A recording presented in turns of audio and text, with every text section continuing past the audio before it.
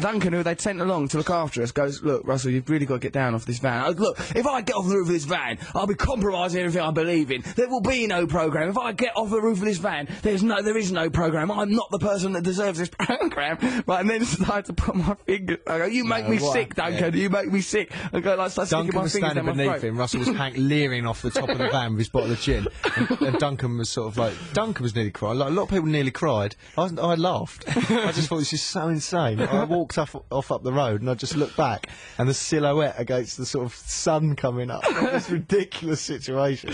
And Russell leant over the edge and went, "Duncan, right," as if, like, "I've got something for you." Put his fingers down his throat and tried to vomit on him. And Duncan was under there, but he was going, "Wait for it, it's coming. Here we go. Oh yeah." He hadn't eaten anything. So Just gin. Just gin vapour. Duncan was underneath him going, "Please don't be sick on me. Russell, if you're sick on me, then this is all off." And then they called up, I remember they called up the executives at Via and stuff like that. Everyone knows, it was ridiculous. He was on top of the roof, all like sitting there, bleary-eyed, confused, and we all took it in turns to go up there and try and get him down. Martino went up there, he's a very gentle Italian man. He was like, "Russell, please come down off the van." and he ended up crying. Yeah, he and cried. then I went up there, he's going, "Why are they doing this to me, Matt? Why? Come on." He was trying to hold on to me and keep me up the van. It was like strange weight. It was. Come on, if we're all solid, if we're all on top of the van, they can't get us. Why are you up here? What does it matter? Get down. "No, you don't understand. I've begun. The programme's begun. Turn the cameras on. Why won't they turn?" I said, "Russell, we've got to get down." They're phoning Jeff, who's the boss, right? Yeah, all He was in the a executive meeting. producers, our bosses, they called them up. Rory Bremner's one of the bosses. Yeah, Rory Bremner was his company. I remember that they called one of the executive producers, and they gave me the phone. I goes, "Yeah, Russell, we're on the phone to the exec, and will you talk to her?" And like, no, they give me the phone, and I was going, "Yeah, look, there's no problem, Elaine. I just want to get on with the programme. I just want to film the programme, get on with it." And I was saying that, but I was on a van while I was saying these things. But, you know, all I want to do is make good television. That's all I've ever wanted. You know, well, you know, we're not making any television. You're all going to have to go home. We're cancelling the van. It's all madness. So it all got cancelled. We were told, everyone get back to London. Back to the office, central London. Will had to drive the van back and put it in storage somewhere.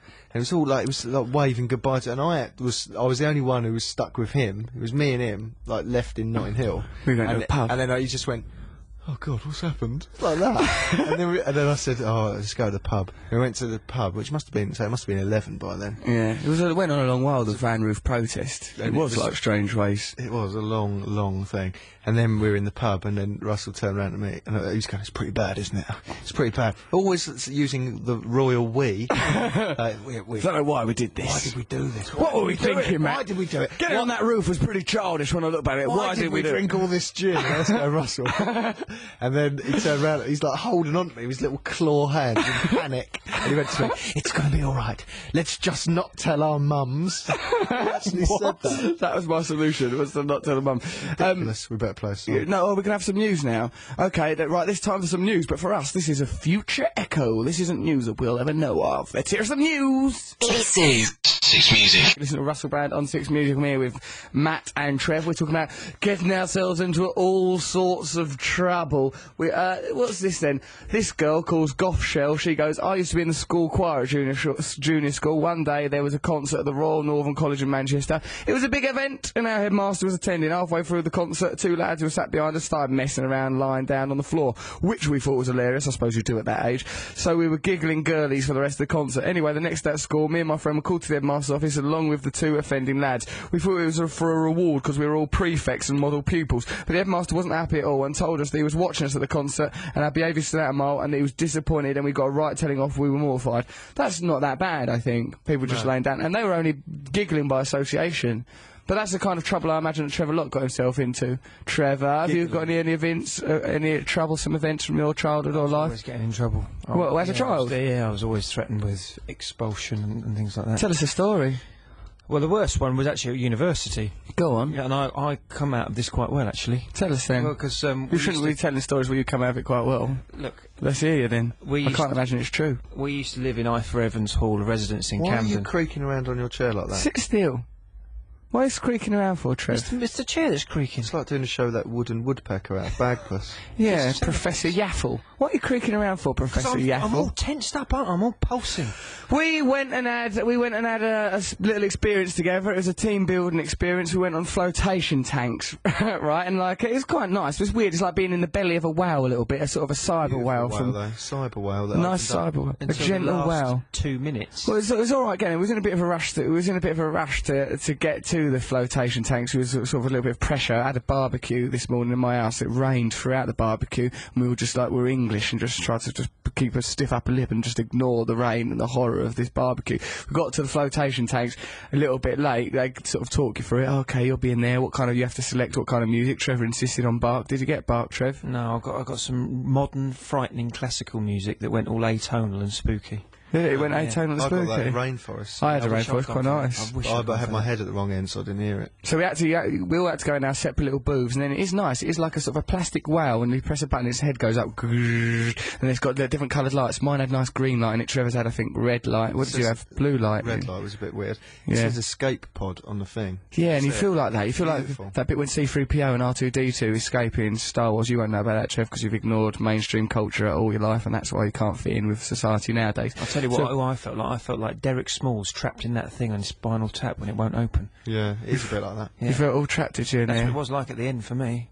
It was really lovely. Like, so I did have a bit of a panic in my one. There was a moment where, like, my mouth felt all dry, and I felt a little bit sort of scared, and there was no reference points because there's darkness. Although I'm quite tall, so I was banging against the edges of it. But I just woke up, and thought, oh, I didn't like not having control over my neck, and I thought, so I had to sort of get my head together and open the lid up a bit. Also, stuff went in my eyes, so I had to reach out and wipe my eyes on my underpants. That was a little bit humiliating. Ridiculous, because he said, if you get any salt water in your eyes, there's a water spray hanging on the side inside. I saw that water spray. I wondered what that was for. Well, you weren't going to use your pants. I thought I was just using my pants. There's a water spray there. I've got some salt water in my eyes. I think I'll use my pants. I just thought that was the best way to get out of the situation. Outside the whale. What? So you had to open the whale. I had to open the whale's belly open and like get my little panty poo pots, wipe my eyes out. That's ridiculous. There's all mascara and eyeliner all over my pants now.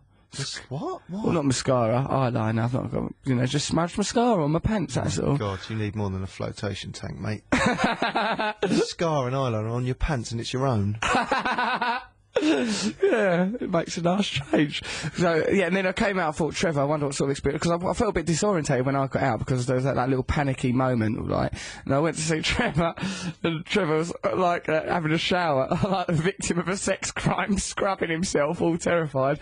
You didn't like it in there, Trev, did you? I loved it in there. It was absolutely tranquil, it was beautiful, it was wonderful, until the last 2 minutes, when suddenly this mechanical, noisy little spurt of horrid, nasty, bitter, salty water burst into my face. Well, you're lucky you weren't in Matt's one, because there was a few little hot, salty spurts in there, as I understand. How did you entertain yourself during that time, Matthew, in your pod? What you're talking about. The wrong use of that pod, Matthew Moore. Matthew goes to us, did you ever go at yourself while you were in there? I goes, no. He goes, Trevor, did you? No. And he went, neither did I. Hey, dirty little devil. I got bored. Lying in that pod, arguing with your own private parts, you saucy sausage. Mate, it was bliss. It was peaceful relaxation, serenity. Dirty little devil. Go on then, Trev. So you got sprayed in the I got sprayed in the face. Yeah, it just went straight into my eyes. Salty You weren't in the water, same pod, were you? It was horrible, and then I banged my head on the thing trying He's to got get a up. cut on his hand. Cut his hand. My hand was cut. I was scrabbling around. It was desperate trying to get that thing pathetic open. man. You Don't panicked call and me a tried to get pathetic out. man. I was floating tranquil. It was a beautiful thing, and then suddenly, and that You shouldn't do raspberries in there, Trev. Hold on to yourself. Wait till you get outside. He pressed the button by the. No, what happens is, he said, you both didn't listen to the introduction. I listened to that. At no he said, point did at he the end, mention the waste. music will come back on, the light will come back on, that's time to get out, right? He said I it- laid in there for a bit too long, and there were the little squirts of salty They water at the weren't little side. squirts. Now, if you were stupid enough to be floated all the way over to one side, Did it hit you in one eye from one side? Yeah, it just went in there. It was horrible. It was. Trevor, you're acting like you're Rodney King. It's not abuse of authority and power. The man didn't do it for a laugh. You were meant to be out of there by then. Time went all weird, and I just remember just staggering around that place. I took the earplugs out of my thing and I threw them across the room. You threw them in the rage? I was all naked? Yeah, I was pulsing with adrenaline. It was a horrible Glad I wasn't situation. in that room. No, would have put you off your interfering with yourself, wouldn't it? That's quite bad. Yeah, it is bad that you've got that gash on your hand, you poor sausage. It was a traumatic experience to go from that level of tranquility and relaxation to that sort of violent, It is rude so awakening. tranquil, though, isn't it? It's really nice. Yeah. It took me a while. I don't think I was at the wrong end at the first bit. So Why did you do that? because I don't know. Why it did you looks leap into natural it to- first? Didn't it look natural to go head first down the other end? Natural. Funny It was boy. shaped like I a did man. lay down there thinking, why are the buttons by your feet? Why is that water spray by your feet? This has been bad. Really Wow. impractical. Why is this end thinner than that end down there? Why are there footrests down this end? I can't operate these buttons with my 10 tiny toes. I tell you what, right, okay, let's listen to the Concretes, You Can't Hurry Love. Then what we'll do is we'll have a bit of a chat with Noel Gallagher. We've got Matt's Cultural Review coming up, Trevor's Sonic Enigma. We'll be talking about people getting into trouble, things that we've got on the message board. But for now, you simply can't hurry love. It's just one of those things, it comes along at its own pace very much. Matt moved his headphones and his hair looks really, really stupid. My hair looks really stupid because of that salt water stuff. All our hair looks stupid, I imagine. Yours looks Yours perfect, always like has it's a to. little plastic hat that You're you have like a millions Lego of. man's hair. Yeah, guess what I've always wanted. Oh, Stop going like that and saying rock and roll and yeah and Why stuff. not? Trevor, you've Why not? It's changed. It's radio. just not you. What about this thing? Did you hear that thing that one of our mutual friends, Tyler, said? Like, Trevor phoned her and goes, "Yeah, come on, let's didn't get phone her. rat-arsed." No, I sent her a text message in response to a Saying, text "Yeah, message. let's get rat-arsed." Yeah. Why is any women? Ironic? Was it ironic? Well, I obviously don't drink, do I? So the Yeah, likelihood let's of get me getting rat-arsed. rat-arsed is, you know, Even if you remote. did drink, And that's Trev. a funny phrase, isn't it? Imagine if you did get rat-arsed, Trevor, it would mean that a rat's rear end would have been somehow, I don't know, sliced off with a razor blade and used as a thimble by you or something. Our competition winners have just strolled in here. Hello. Hello, I know your face from somewhere, do I? Do I? I'll tell you what, respond with language. Okay, right, so I'll tell you what we're going to do now. We're going to have a listen to, what are we going to listen to, Matt? Well, it looks like there's a little bit of a trail. Ooh, nice to listen to a trail. We'll chat to Noel Gallagher. Hey, what's your getting in trouble story, Trevor? Don't try to avoid it. I'm not trying to avoid What it. is it then? Look, what we used to do, we used to climb up on the roof of our Yes. hall of residence when we were Yes. first-year philosophy students, and we would smoke things on the roof. Probably aspirin, going by your previous. Trevor likes to smoke pharmaceutical pills. And what happened was my friend, who shall remain nameless, he stood on a skylight with Yeah. a big boot. He had a big, long boot that went up to his thigh. Why do you have a big thigh-long boot No, I don't for? know, he fancied these boots, so he bought Was it them. orthopaedic? Is there something just up with had him? one of them. Probably most of Trev's He had friends are two. misfits. He had two, but Will you he's... stop? He's gibbering about. Why are isn't you so gibbery? Is it still because of that spurt you got when you were in that whale Tell belly? you what, I want to smash something up. I'm not a violent man, as you know. Let's give him something Well, to smash we'll up. try and get your challenge to include some sort of smashing ready up. to rip Perhaps you can something. punch one of the competition winners, Trev.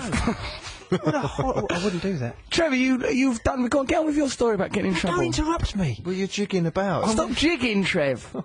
It's reading. Tell on the mic. story and Okay. stop this jigging.